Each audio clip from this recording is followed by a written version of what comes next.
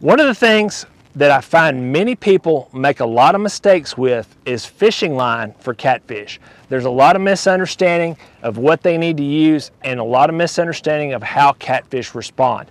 And I will tell you that catfish are not line shy. They do see pretty well, but they don't generally shy away from fishing line.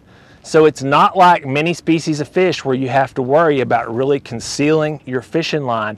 They'll hit just about anything with just about any kind of line if you put the right bait in front of them with the right presentation.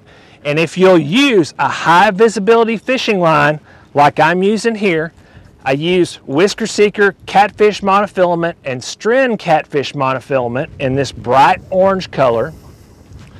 And that high visibility fishing line really helps with you being able to put your lines out in the water, put your baits in the right place, and tell when there's activity on the end of your line. Catfish don't always grab and just pull the end of the rod. A lot of times they'll come towards the boat, they'll pick baits up and they'll run sideways, and it's pretty common to fish with multiple fishing rods when targeting catfish. And that high visibility line will really help you tell when there's activity on the end of your line, and it'll also keep you from getting a lot of your lines crossed up and tangled in many situations. So try that high visibility fishing line. I like to use 20-pound test monofilament. It'll catch anything that swims in fresh water as far as catfish goes.